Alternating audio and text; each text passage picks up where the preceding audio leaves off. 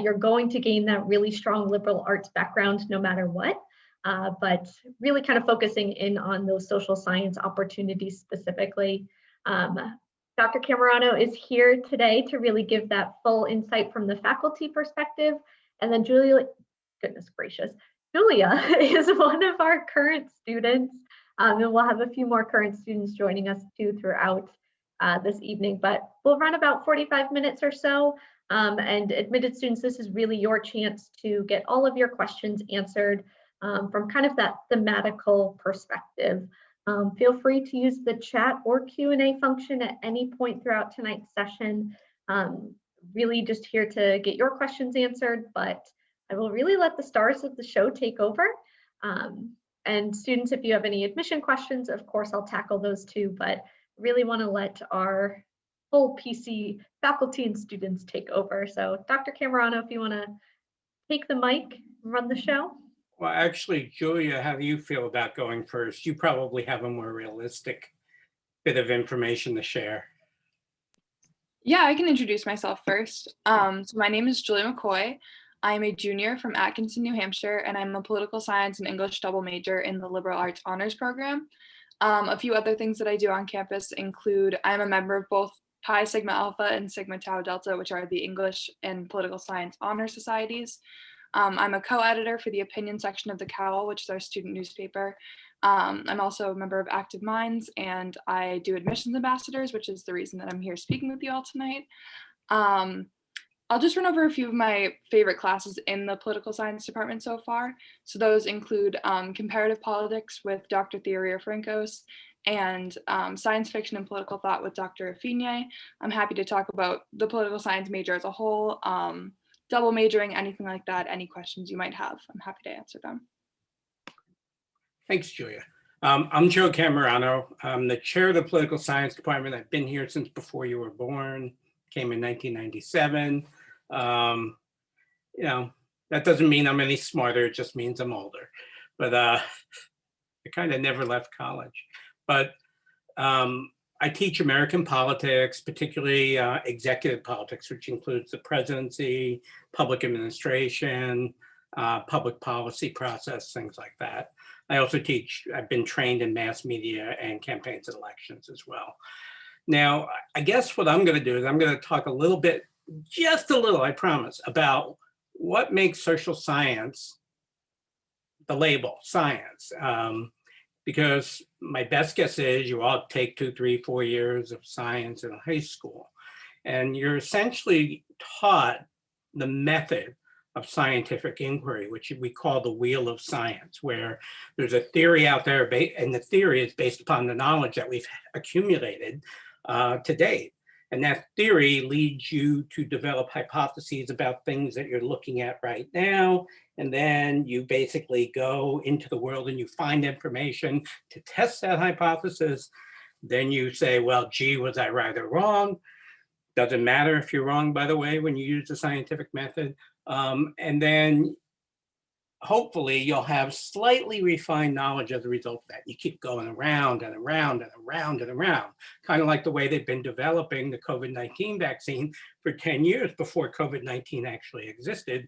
They were developing this 10 years ago because they understand the process of mutations of viruses. Well, in the social sciences, we apply a similar approach, deep analytical thought and rigorous measurement to humans and human phenomena. And you can't control humans the way you can control things in the laboratory. So it's a softer science, but we still use the same method. And I like to say, we do something similar to Father Noel, who's one of the administrators here, one of the senior administrators. He's an expert on cockroach eyes. And he knows everything about cockroach eyes. Probably few people in the world know as much about him. Well, we in the social sciences pick something else, like I picked the presidency and the modern presidency, and I dissect it the same way you would dissect a frog or a worm or a fetal pig. So the social sciences is rigorous examination of evidence-based sort of phenomena that relate to human behavior, whether it's sociology or psychology. or well, not history here, economics, and there's economics, anthropology, and there's one other one. What am I missing? Am I missing one? No? Oh, I got them all. So the social science, other places, history can be a social science. And there are some social historians who use that methodology in their historical analysis. So that's what makes us a science. But we focus on content we love. And so if you like the economy, to be an economics major. If you like the way people organize in groups, that's sociology. Politics, anything politics, that's us. Okay, that's enough. I see a Q&A. That was the best description I've ever heard about what the social sciences means. And I did not know that about Father Noel and cockroaches. I'll have to bring that up to him next time. That was his doctoral dissertation, cockroach eyes. Okay. A specific piece of it, not just the whole thing. All right, I'll have to ask. Yes, we do have one Q&A question, which I think is really great for you to answer. I'm going to say one thing first. If students are interested in history specifically, we have a session on that tomorrow that's falling under our humanities umbrella. But the question is, how does Providence help you be successful in double majoring? What advice would you give to people who are thinking about it? Julia, didn't you say you're a double major? Why don't you go? Yeah. So I came in as an English major, just as some background on me, and I added the political science major towards the end of my freshman year. And one of my favorite things about that whole experience for me is that within each department that you're majoring in, you do get an advisor for each of them. So I have an English advisor, Dr. Moffat, and then a political science advisor, Dr. Affigne. And they each kind of understand that I'm going through, two different majors, and they work to kind of find ways to fit that into my schedule. And I would say it's very doable as long as you're passionate and you're very kind of committed to those majors. I've noticed that I can fit them all into my schedule perfectly. I just have less room for those free electives, but usually that's fine for anyone who's double majoring because you're usually very kind of passionate about those two things that you choose. So that hasn't been a problem for me. It's also very encouraged on campus, regardless of what the two majors you might want to double major in are. Usually there's enough space in your schedule and enough kind of confidence from your advisors and from both departments to kind of send you on that academic journey if that's what you choose. Yeah, I'm going to supplement that. That was terrific. Thanks, Julia. I'm currently looking it up on my computer right now, what kind of double majors we have. And I'm going to the full roster of about 255, I think it is. Let's see, what are we up to? 241 majors. And there are a lot of minors or double majors in sociology, psychology, history, economics, English, biology, math and computer science, let's see, Spanish. And, so the reality is it's not that hard. However, I want to sort of qualify that. Double majors are only for people who have enormous passion for two areas where they want to do that cockroach eye thing in those two areas, because you're going to go deep. And there's something to be said for going broad. Double majors combined with the core usually restrict the freedom that you have to just take a course because you want to. So just be aware that double majors don't matter for anything other than your own education. Nobody cares about them. I'm going to let you in on a secret. The only ones who should care about them are the people who do them. No job, no grad school. They don't care that you're a single or double major. Sorry, right, Julia? You're doing it because you like the two subjects and you want to learn deeply. That's the reason to do it. And I think that's perfect. We'll make it happen. That passion piece coming through. Yeah. Absolutely. To relive my glory days, I am a PC alum as well, so I'm happy to always play that side up. And I had a major and two minors, so that's an option too of I didn't need to dedicate my full passion to one thing, so I split it in half and had a minor in something. But that gave me a little more flexibility for some of those more fun classes that I saw the title and liked it and took it. So you'll have a lot of flexibility, which I think is the best part about having that core curriculum that can help bridge into another passion or spark something new that you didn't realize was there beforehand. So I think that's a really perfect kind of explanation about how it all comes together. Right. And I don't want to go too deep into the weeds, but there are things in the core curriculum called proficiencies. Virtually all of them, no matter what major you have, can be done within your major. Not every single one. Writing one is usually done in the English department. But most of the other ones, you can do a proficiency in your major. Thank you for bringing that up. I think that's always such a good point too, of it's not two separate things you have to finish. Your major and the core curriculum, they're going to cross over with that help of your advisor. Do either of you mind explaining a little bit more of, Julia, you touched upon it, what having an academic advisor really means? I think sometimes. Why don't I go first, because Sure. I had such a lousy personal experience. I went to a big giant state university, 30,000 undergrads. I was in a political science department where there were 750, 800 majors. And in order for me to sign, this is before computers, I had this card and my advisor had to sign it. That's the only time I ever saw them. And I would wait outside their office and just say, here, sign this. He'd sign it. He saw a button, a campaign button on my thing, and he badgered me a little bit. And that was the only thing he ever said to me. Don't vote for Barry Commoner, vote for John Anderson. But anyway, when I came to Providence College, it was really one of the reasons I came was because we don't do it that way with students. I needed guidance. I was too smart for my own good. I was disorganized.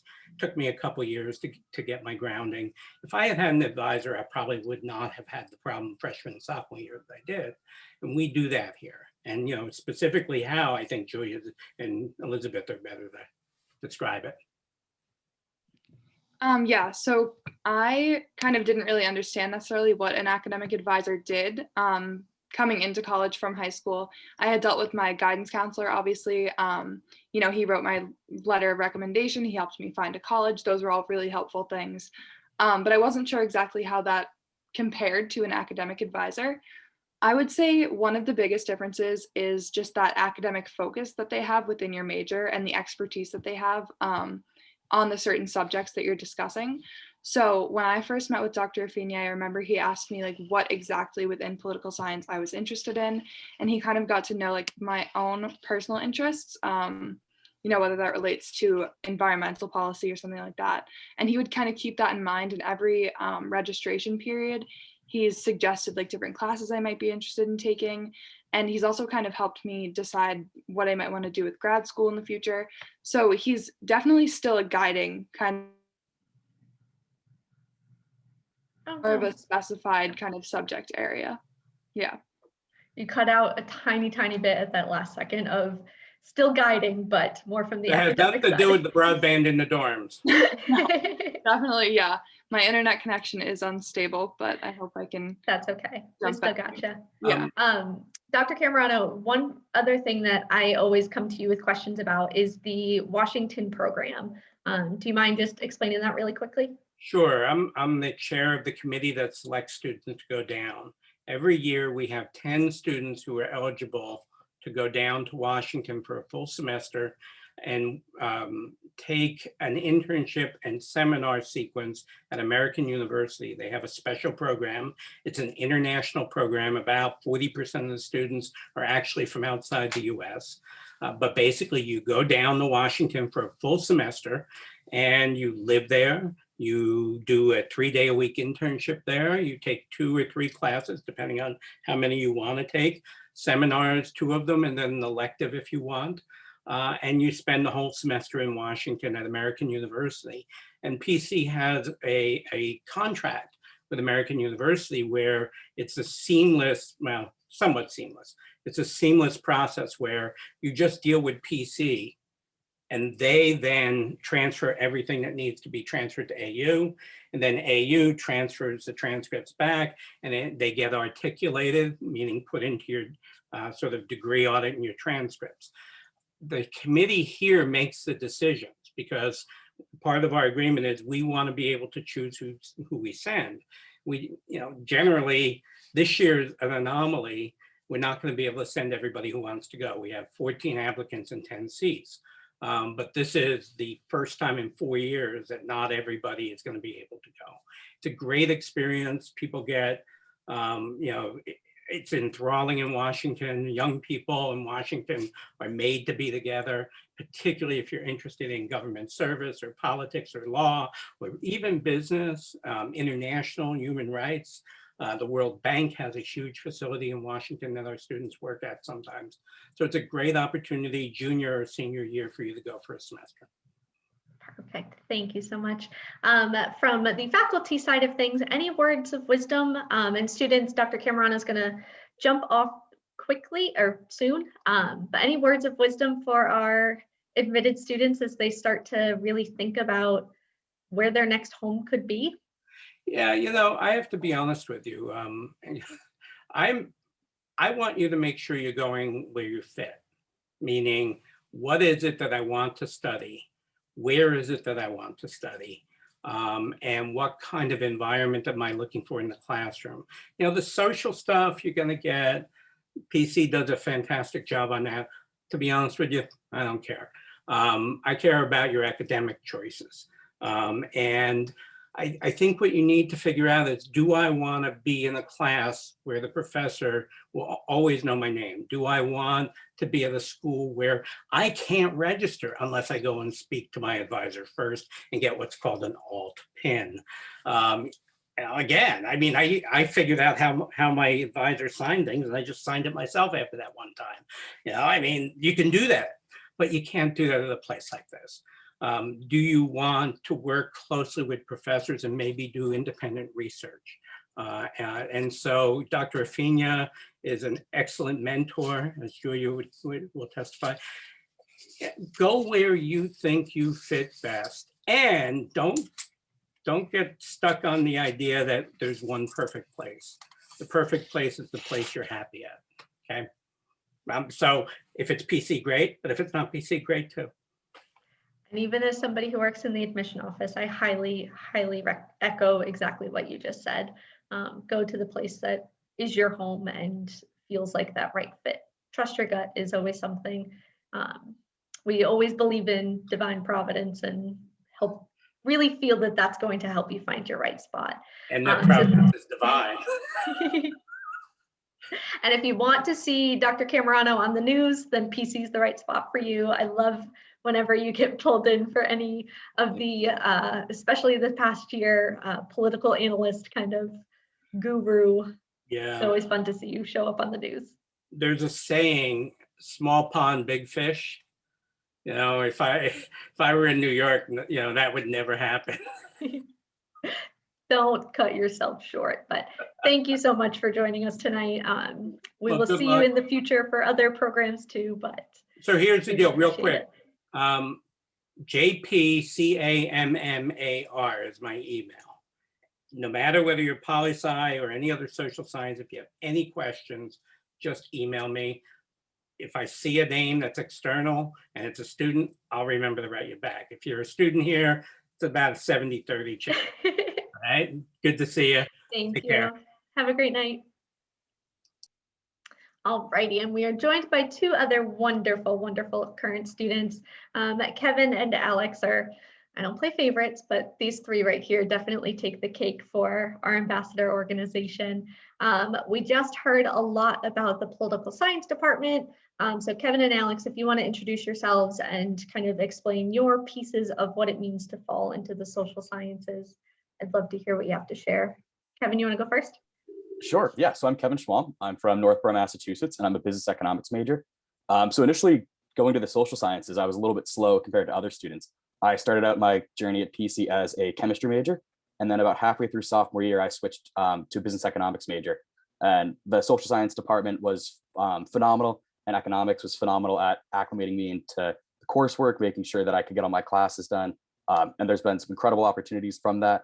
Now I'm involved in research with professors, and I'm helping tutor as well a little bit, and also just involved in several organizations that involve economics here on PC's campus. Hi, everyone. I'm Alex Birch. I'm a senior at PC. I'm from Plymouth, Massachusetts. I'm a sociology and women and gender studies double major. And similarly to Kevin, I didn't fall into my majors right away. My first year of college, I was at another institution and I was undeclared, not really sure what I wanted to do. And so when I transferred to Providence College, my academic advisor recommended me to take Intro to Sociology. And so I took that, immediately fell in love with it. It was stuff that I'd begun to learn at my prior institution, but I never got to fully grasp. And so to go in deeper in the classroom setting, and I had Dr. Valise Moran, and she was absolutely incredible.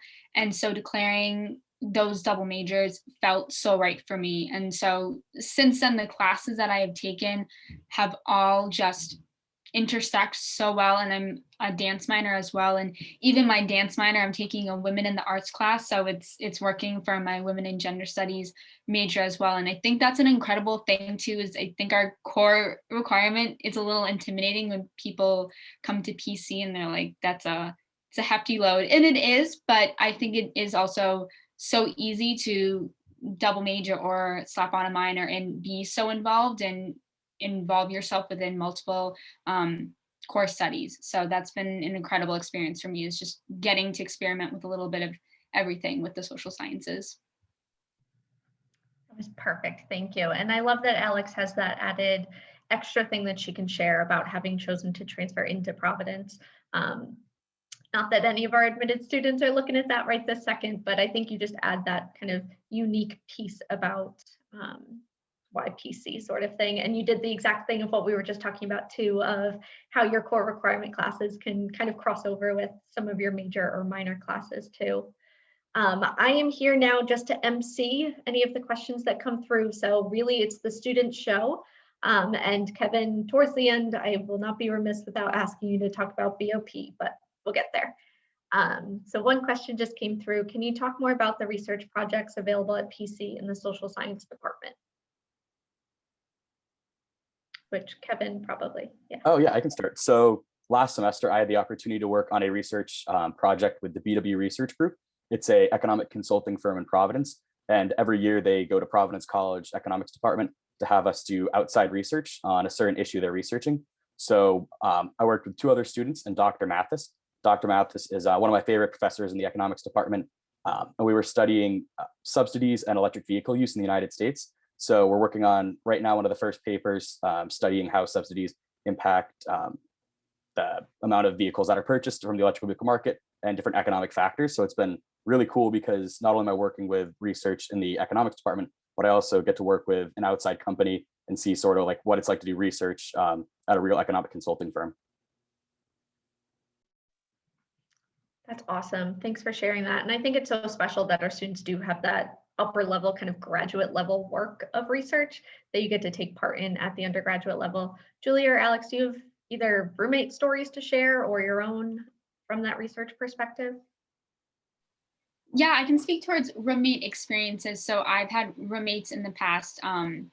They're in the psych, neuro, pre-med kind of zone, but they have all had experiences doing research. And I think something that, and Kevin, you started speaking towards this as well, was just when it comes to research, and just from what I've heard from previous people and my roommates, is that you're never not going to develop networking or great relationships with directors and faculty that you're working with. And I think regardless of whether you are able to pursue independent studies or research, it's going to happen at Providence College. You're going to get those contacts and build those relationships. But when it comes to research and independent studies, it's a great opportunity to just try something even more specific to what you're interested in, or immersing yourself in a leadership role maybe that you weren't able to do before. So I definitely encourage anyone that has the chance coming to PC and getting involved to do that.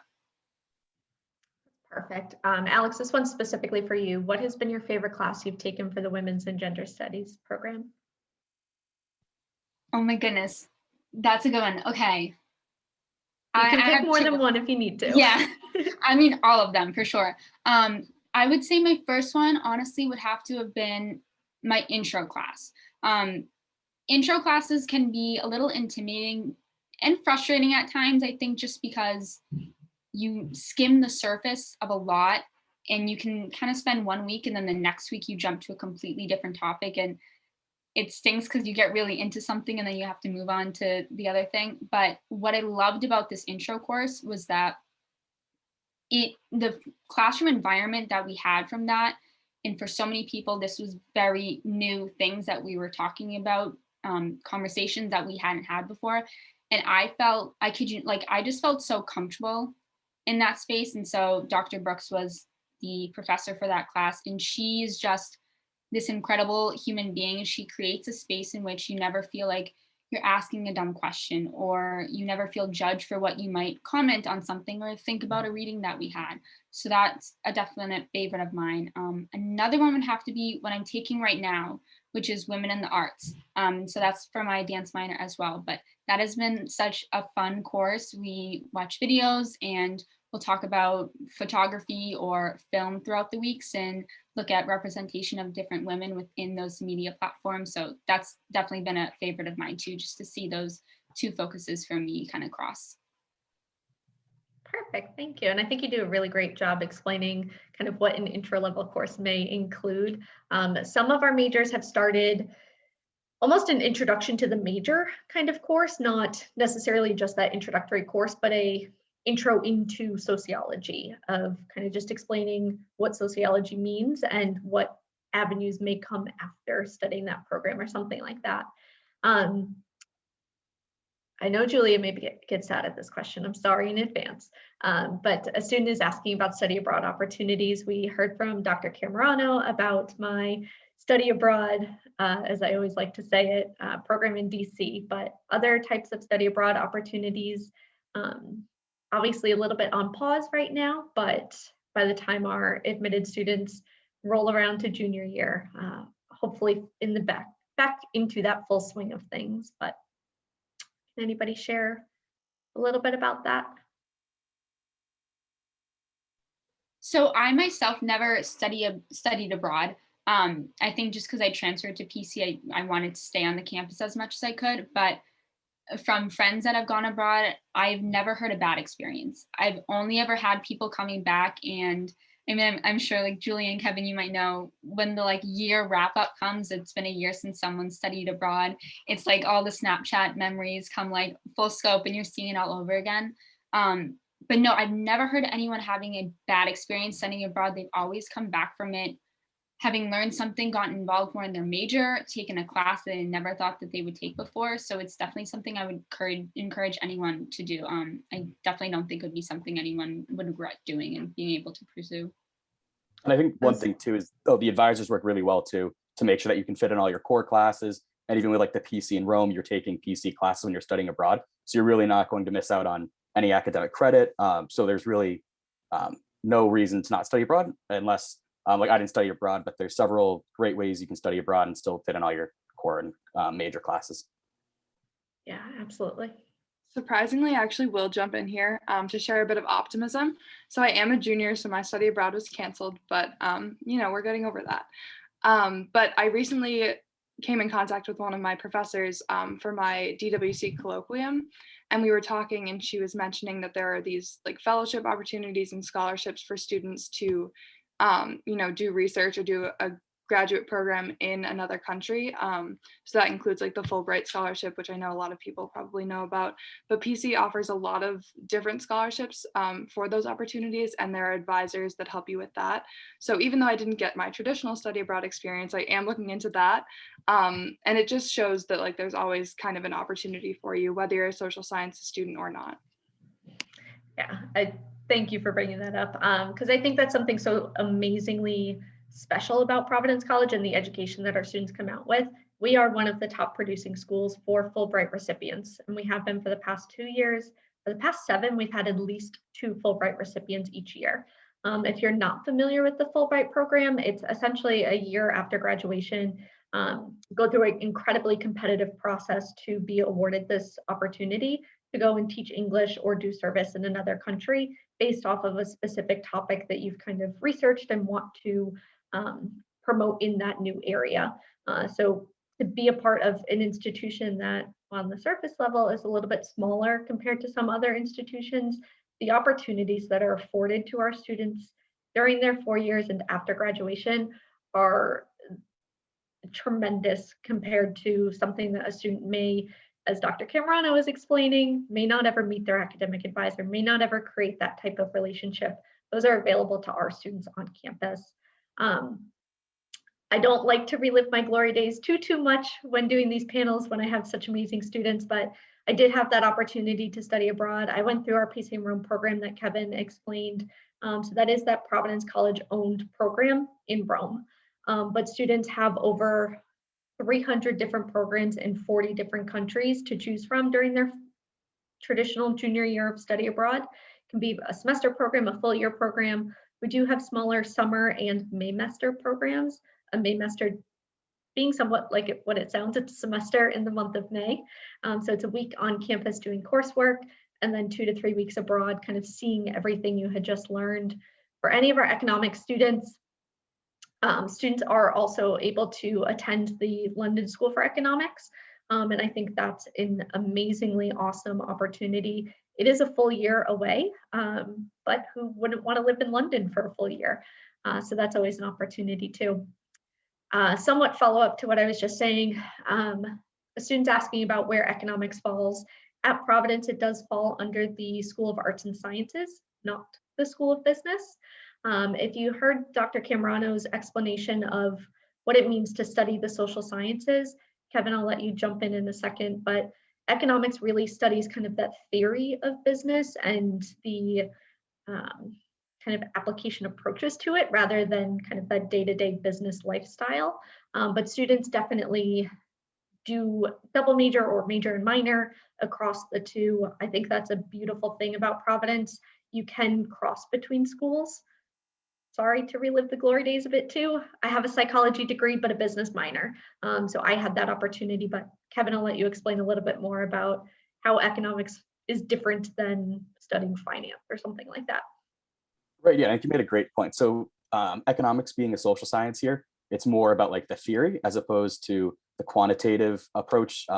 As some like the finance classes are really strict on data, some of the economics classes, or the reason why it's in the bachelor or the social science is because it's more about the theory. There are still several classes that are quantitative, and you can even differentiate your economics degree with a quantitative economics. But me being a business economics major, I also do take classes within the business school. So I take accounting classes and finance classes that all kind of add into the liberal arts economics degree. And also you do get the component of the business school, which is really great.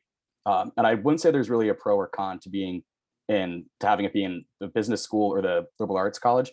I think if anything, being the liberal arts college here just gives you more access to professors and more opportunities for different types of research, because you can still go off and do research in the business school if you want.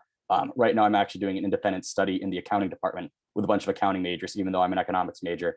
And we're writing a paper on financial literacy in college students. So there's still tons of opportunity to cross over between the two colleges. But I think just having it in the liberal arts just gives it a little bit more of a theory and just gives you different opportunities if it were just strictly like a quantitative major. Perfect. That's the exact explanation I was hoping for. Another question for you though, who is your favorite economics professor or class? Definitely. So I think one of my favorite professors is Dr. Dong. Feng Dong is professor who I've had for 3 classes now. And I think my favorite class with her has been an econometrics class. So econometrics is basically like a programming class for econ majors, and everyone has to take it. But I think my favorite part of the class is you get to write your own research paper. So you basically get to pick a topic, and then for the whole semester, you're just writing a research paper and you're learning different economic analytical methods on how to research from an economic standpoint, but also it just is great at those liberal arts skills and learning how to just write a research paper in general and working on your research skills, which is something that's really important if you want to go off to graduate school or just in whatever career field you choose. So I think that's just one of my favorite classes, just because the amount of freedom to really research whatever you want. So I studied health economics for my research paper, and I spent a whole semester working on it, and it was definitely one of the most influential classes I've taken at PC. And I'm sure very rewarding to turn that paper in at the end too. Oh, definitely. students, keep these questions coming. They've been amazing so far.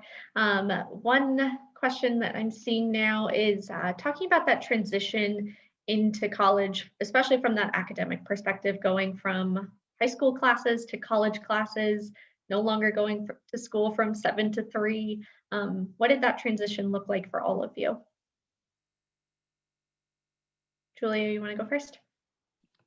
Yeah, so for me, like Liz was saying, it's that difference from the 7 to 3. Definitely was kind of shocking to me. I usually had about 2 to 3 classes per day my freshman year. And the biggest thing that I noticed about that was just kind of like a time management type of thing.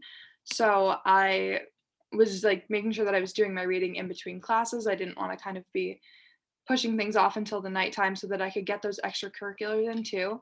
I think because that was really important for me because the transition is kind of more than academic in a way. So while you're still doing that homework and you're getting your classwork done, it's all really important. I think one of the biggest aspects of the transition into college is also that extracurricular, maybe clubs, sports, things like that.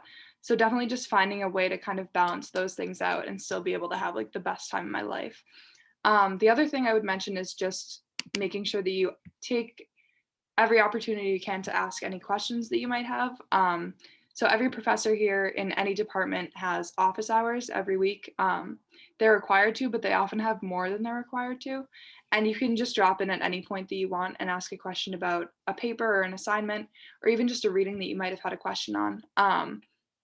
And I really learned to take advantage of those through my freshman and sophomore year. And I found them to be a really just great experience because you get to have a one-on-one conversation about something that you might not feel comfortable asking in class. So it's just that kind of personal experience with a professor that might not have been available to you in high school that you just have to kind of get used to.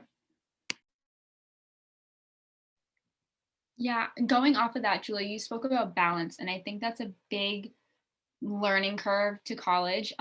Like was mentioned before, high school, you start your day at 7 and you finish at 3. And then if you have sports or extracurriculars, you might not get home until like 8, 9 at night sometimes.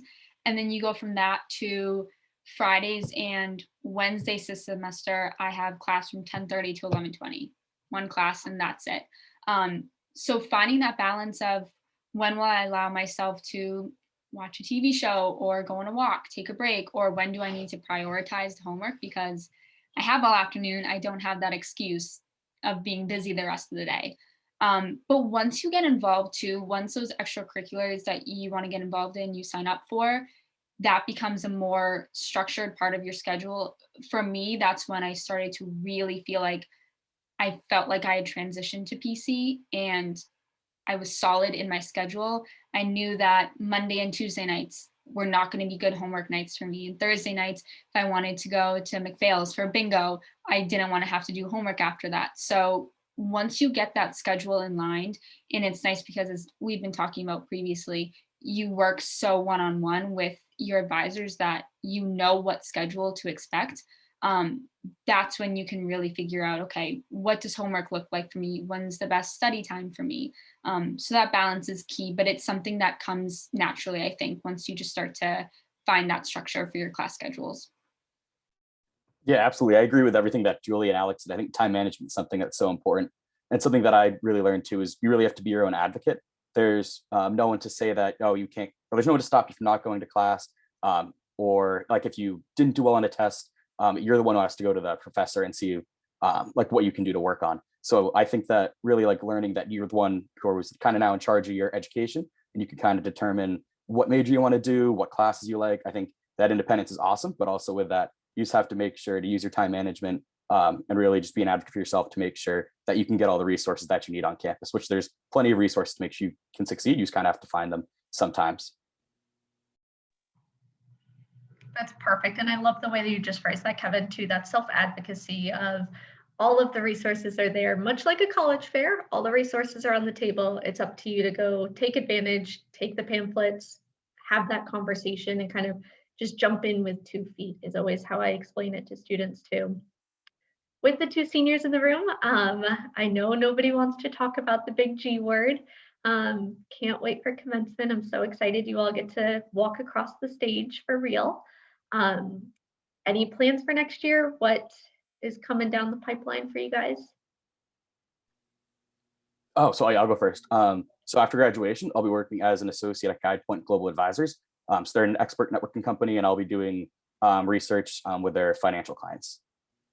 Wonderful. I know any parents in the background love to hear that. So for me, I really knew that post-graduation, I wanted to pursue service at least for a year. And so I was recently accepted into Teach for America. So I've been assigned early education in Kansas City, Missouri. So that's something I've been really looking forward to. And I think what's been so amazing is that with this program, my social science experiences at PC, even though I'm not an education major, even though this is the first time I'll be going into the classroom, I really feel as though PC has prepared me for outside of that lesson plan dynamic. So that's definitely made me feel a little less intimidated about becoming a teacher without having been a teacher before. But so that's the plan for me. Congratulations to you both. That's wonderful to hear, Alex. I hadn't heard that update yet. So I always get nervous to ask seniors the big question, but I'm thrilled to hear that for both of you. That's absolutely wonderful. Somewhat of a great follow-up. We do have a question of, do more students from social science go on for graduate degrees or work or go on to work after graduation? We've got kind of a mix of not necessarily graduate school, but kind of that service after graduation and then that job piece of it too. But I don't know if you want to speak for any of what your friends are looking into right now. Yeah, so I think it's definitely a mix. A lot of my friends are, I'd say it's pretty 50-50. So like half are going off to graduate school to kind of focus more on a different concentration in the social science that they had studied in college. And some are now seeking jobs, or they're will be working after graduation. So I think it really depends on kind of what you get out of your education here. And if you want to continue it, maybe you find something that you're really interested in and you want to continue to deep dive into that a little bit more. I have some friends who are doing that. So they're going to get their master's. I have one friend who got into a PhD program in economics, and then other friends just going off and working. So I think it really kind of just depends on what you had or what you got out of your education and kind of like what you want to pursue after. But there's definitely opportunities for both. Yeah, I agree with that. I think it's pretty split. I know for me, I have a few friends that are also looking into years of service and part of campus ministry too. They work a lot with service programs. So that's another opportunity that people look towards. But anyone like in the social sciences, just that desire to continue to pursue what they've been learning in undergrad. So whether it's applying in service opportunity or going into a master's or PhD program to do that as well, for sure. Perfect. Thank you, Julia. I don't know if you have any senior political science friends that you've heard about their future desires as well. Not yet. I haven't heard of anyone yet, but sticking to junior year, we'll take it. We know that school and college are more than just the academics too. That Kevin, I said I'd put you on the spot about this one. Do you want to explain your home on campus, home outside of the classroom on campus? Definitely, yeah. So this year, I'm the president of the Board of Programmers.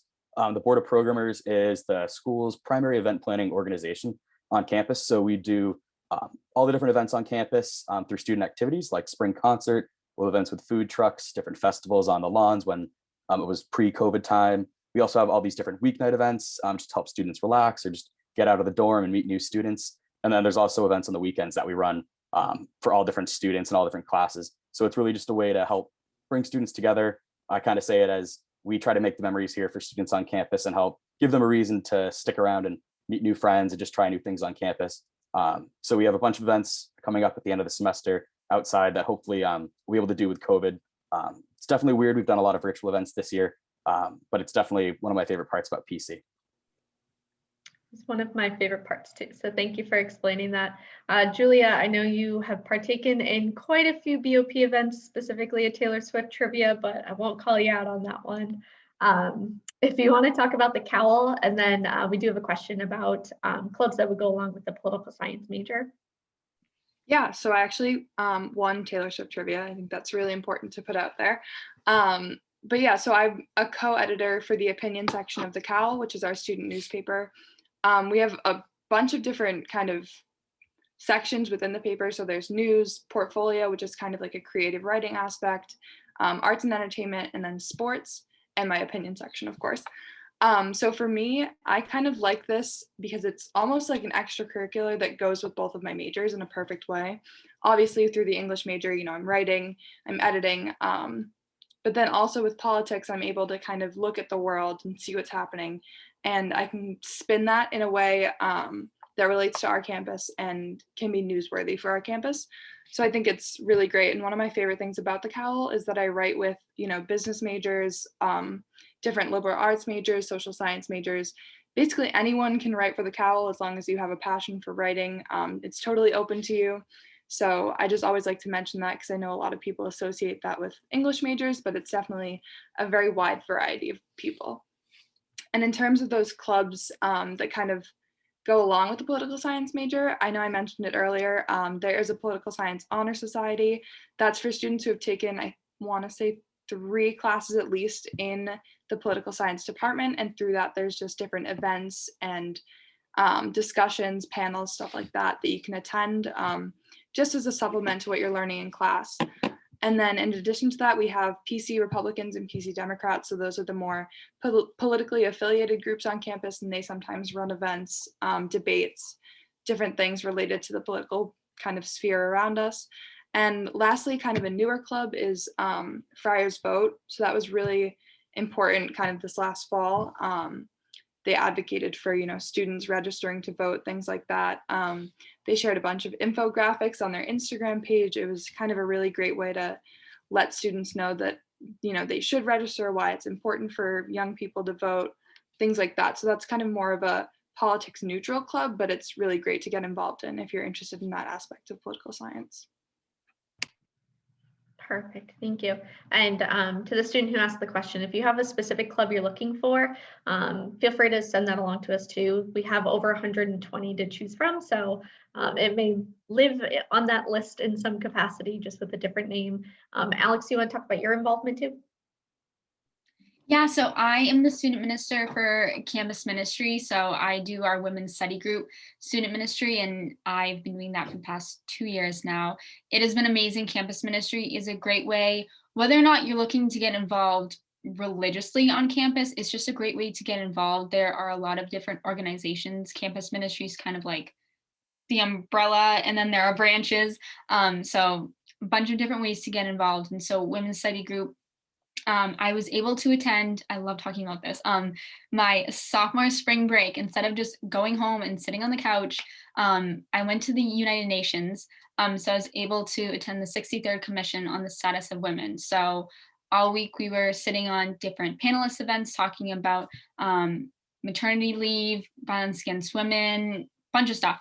And so we kind of just came back after that, and we, in the group that I went with, we broke it down, talked about it, reflected on it.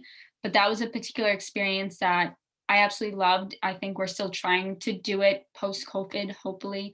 But so campus ministry has been a big part of my involvement on campus, and it's a great way to meet new people. They offer a lot of retreats for incoming students. The summer going into your first year at PC, there's a retreat you're able to get involved in that I know people still have best friends and roommates from that experience too. So I would encourage anyone coming to PC to try that retreat as well.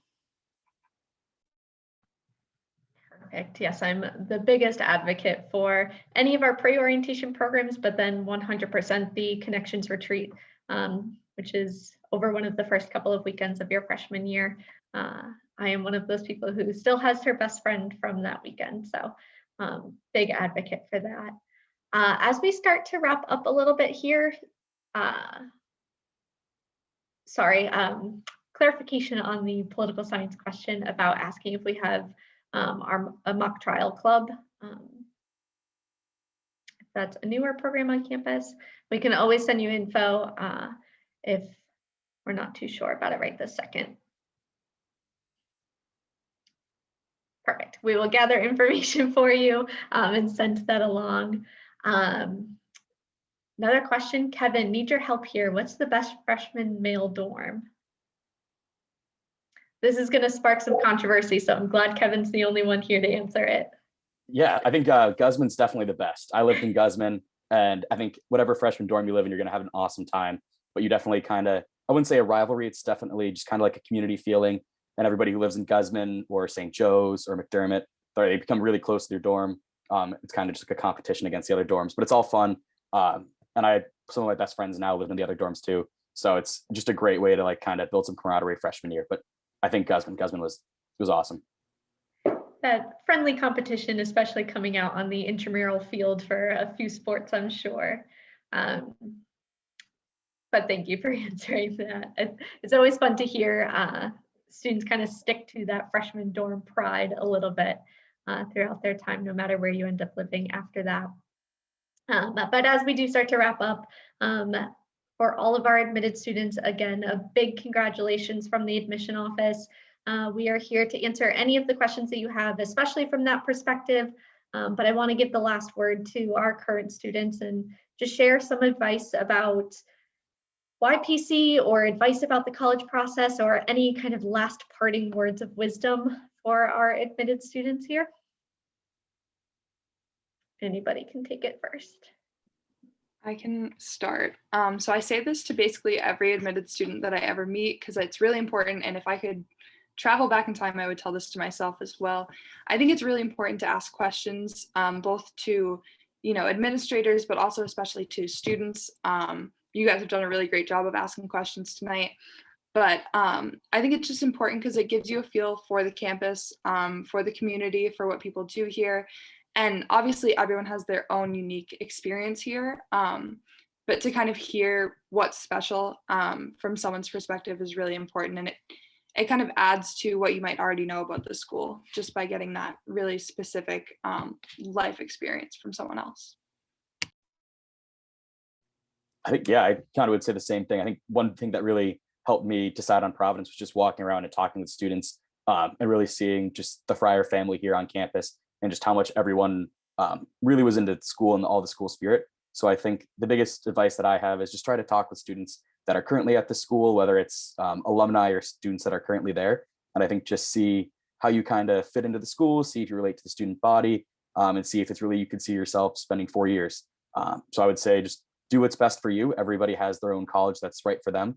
And just do your research and you'll find it. Yeah, I definitely agree with that. I think when I toured PC, it was rainy, I was late, like things were just against me the whole entire morning. So I wasn't excited when I went into the tour. But when we had 2 tour guides, completely changed my mood. They were just so engaging with us. They would keep talking, like I was hiding in the back. So I was just angry at myself. Well, I was angry at my mom that I was late. But they would keep interacting with the people that were in the back of the group, trying to switch it up so that they could interact with us all. At one point, there were a group of PC students that walked by us and they came over and they were like, gotta come to PC, like it's so great. I never had that in other tour experiences in high school and in college when I transferred. Just that engagement with the students and recognizing that we could be potential, like a part of the family, part of the Friar family. And that's something I think is really powerful about my experience in decision. But going off that, just overall advice, I would say, again, do your research, but also think about what that day would look like for you. What do you really want your college experience to be like? Do you feel as though PC could provide that for you? We are a smaller school. We have that community. So do you want to get involved? Because if you do, PC is the place for that. So I think that's a big part of the decision too, is what you want that college experience to look like for yourself. Perfect. Thank you three so much. For all of our admitted students, you should also know that today was a mental health break day for all of our current students on campus. So they took time away from their supposed to be computers off kind of day to come speak with all of you. They can add their email addresses in the chat so that you all are able to see that. Just make sure it goes to all panelists and attendees. And for our enrolled students, welcome home. Welcome to the class of 2025. I cannot wait to see you on campus in September. And for those students who are still making that final decision, best of luck. Trust your gut. That divine providence really comes through. You just have to know how to listen to it. And we are open for campus tours right now in a limited capacity. So some days may fill up quicker than some others, but we are open for students to come see our campus and kind of get that touch and feel without touching anything kind of experience on campus. But you can see how lively and active, and I'll speak for you guys, happy our current students are. If you have any questions, feel free to reach out to any of us. We're more than happy to help as you start to make this final decision, but all of the opportunities for the rest of the spring are available on your portal, whether it's a virtual opportunity, including our admitted student program, which is a 2-week-long event in the middle to end of April, where you will hear more specific major opportunity information. You'll hear from different campus members about kind of that transition in. Parents, if you are in the background of this webinar right now too, there are sessions for you, including one this Thursday evening. But then there will be things for you during that admitted student program in April as well. And then again, we do have that on-campus, in-person opportunity with the campus tour piece. So thank you all for sticking around with us tonight. I hope you enjoy the rest of your evening. Best of luck with the college process, and cannot end without a good Go Friars. Have a great night, everyone. Enjoy. Good luck, everyone.